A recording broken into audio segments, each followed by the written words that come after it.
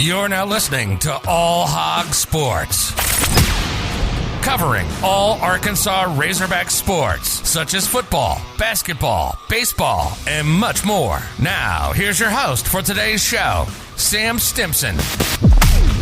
Arkansas is moving into conference play. First game is at Auburn on Wednesday, December 30th, 6 p.m. Central on ESPN2.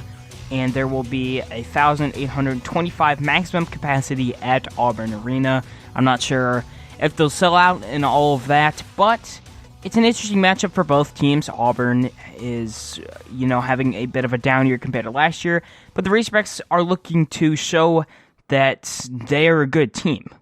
Now, Arkansas is 8-0, and you can point that to their record, to how they've played, a lot of different things. I think the main deciding factor, though, with their record is how they've played so well. They've played a ton of mid-major teams, have won each game by 10 points or more. And the thing is, in this scenario, we haven't really gained, any respect in the eyes of the people, deciding March Madness and things like that, AP poll, but we haven't lost any either. I think, we've gotten a little bit here and there, but I think we're really waiting to see if this team is legit when we go up against SEC schools.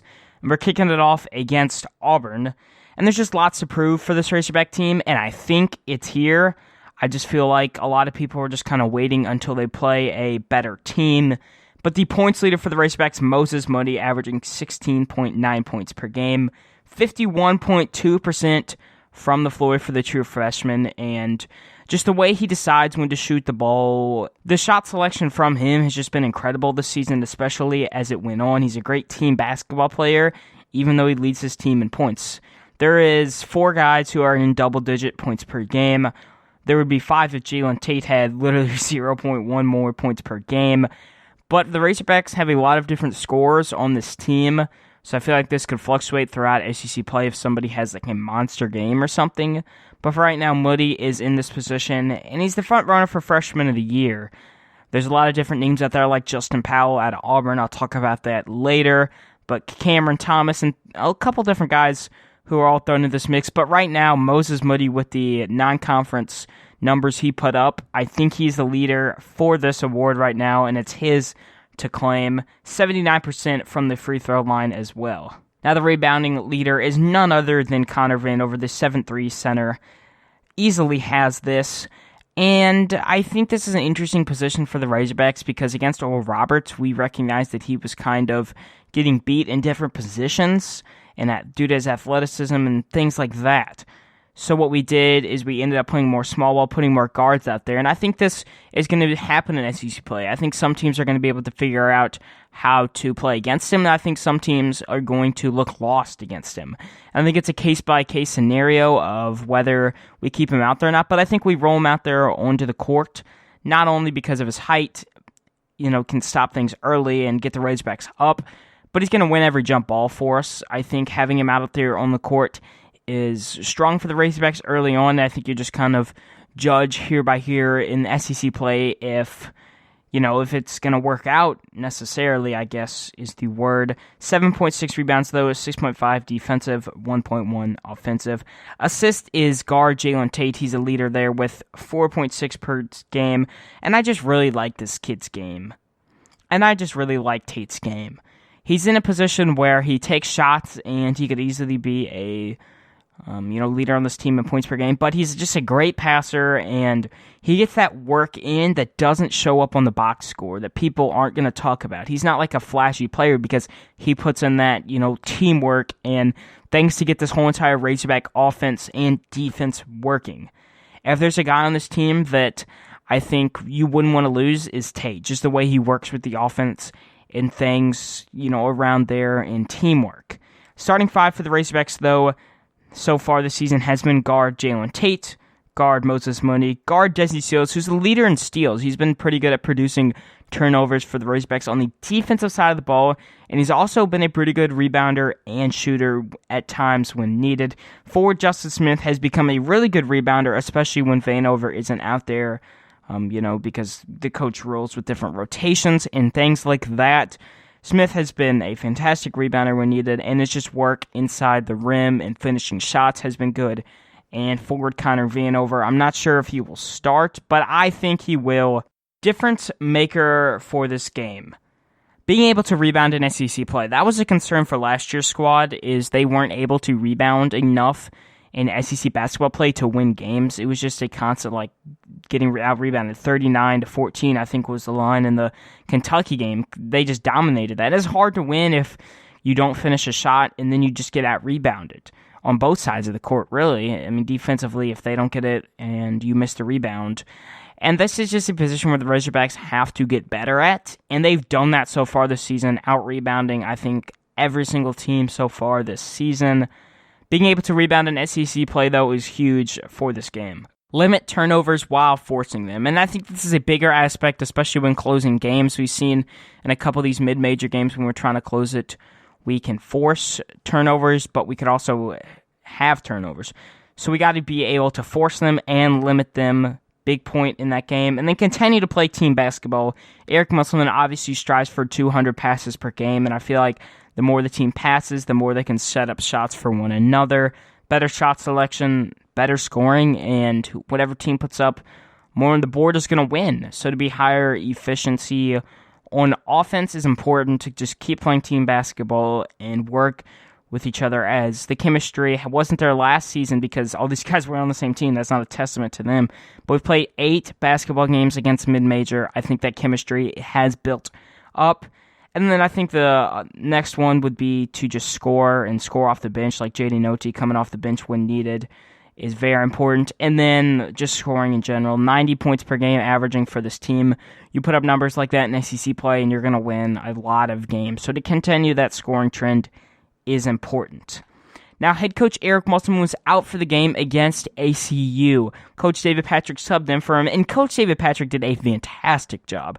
I feel like people aren't talking about this higher enough, and he used to be a head coach himself, and I feel like having a guy under that experience through the interim, if this happens again, or when happening as ACU, is very important. What Musselman has done with this team and set them up for, the position David Patrick was put in was great. Musselman kept talking to the players, kept talking to Patrick, and they were able to practice and such. Musselman also kind of did the commentator with ESPN and SEC Network. I thought that was really cool that they got him to be able to do that while he was out. Eric Musselman looks like he is going to coach. It was obviously quarantined due to COVID tracing, but I think the policy is if you go 7 days with negative test, you are able to coach. And he just put out there on Twitter a time table watch, eyes, back, and plane emoji. So it looks like Eric Musselman will be making the trip to the plains with the Razorbacks as he has passed COVID protocol and such. Based off of that tweet, I would assume so because it was waiting on tonight's test results, and he's on track to coach. I'd expect him to as well. Now this game is versus the Auburn Tigers. 6-2 with a loss to number 1 Gonzaga. Gonzaga has looked just unbeatable all season long. I mean, you don't even blame Auburn for that loss. If you put a different team in, they're probably 7-1 and look a lot better. They lost to UCF 63-55 on the road. 6 mid-major wins outside of that. Now, before this season, they self-imposed a postseason ban, and they obviously lost a good amount of talent towards the NBA. And then a big hit for them has been Sharif Cooper has not been cleared to play by the NCAA. Not 100% familiar with that situation, but as of right now, he has not been cleared to play, but he's been cleared to practice. So everything that's out as I'm recording this on the 28th doesn't look like he is going to be able to play in this game, but the NCAA stuff always changes. So I'll update everyone on Twitter, though, at AllHogSportsPod if something gets moved around. Number 24 player in the nation on 247sports.com. You lose a guy like that, and that's a big hit to your team, especially when been planning to have him come to the program and take a pretty good spot.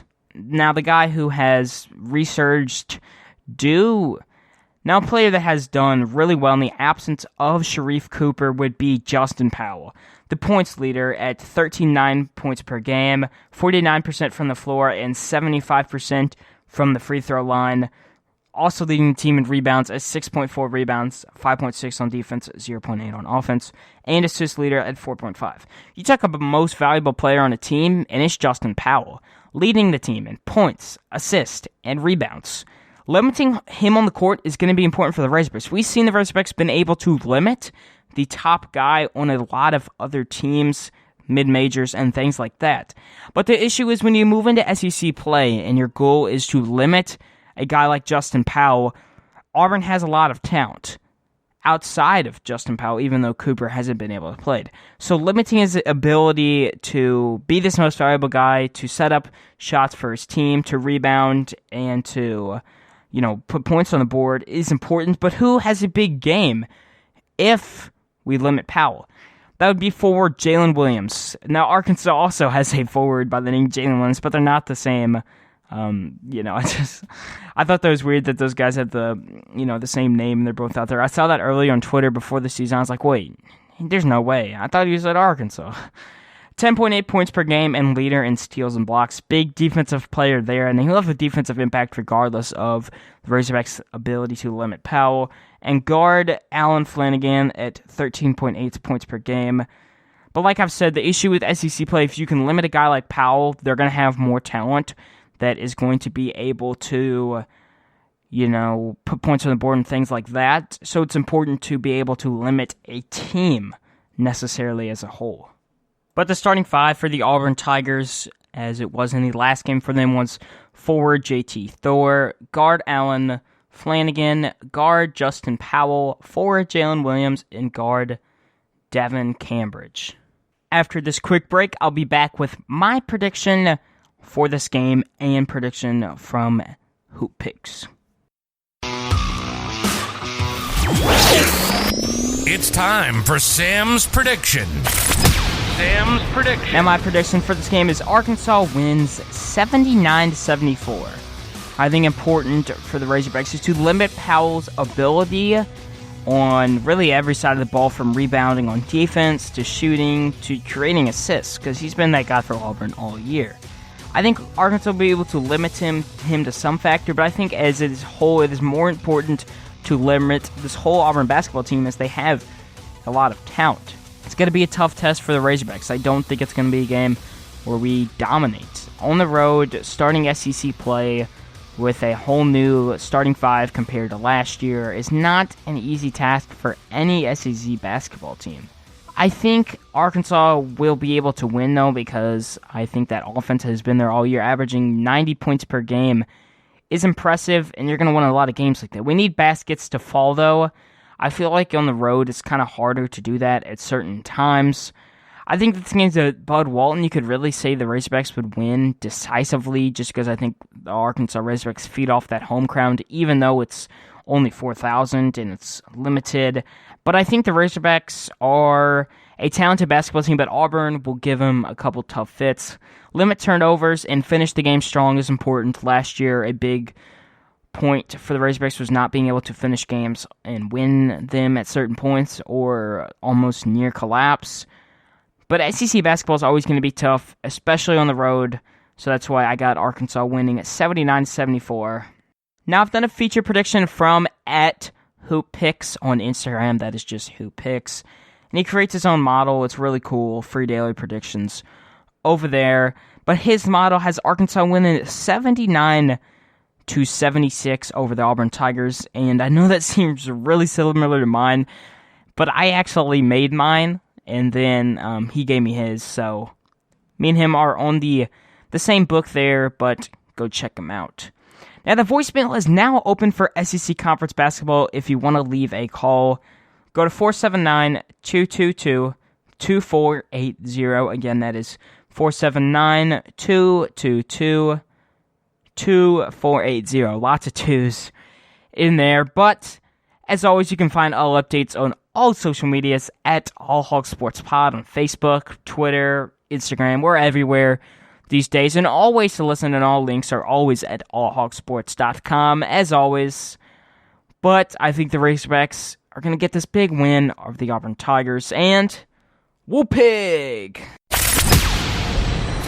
That's all for today's episode of All Hog Sports with Sam Stimpson. Make sure to stay tuned for the next episode covering all Arkansas Razorback sports. If you enjoyed today's episode, please subscribe and leave a 5-star review on Apple Podcasts. Follow us on social media.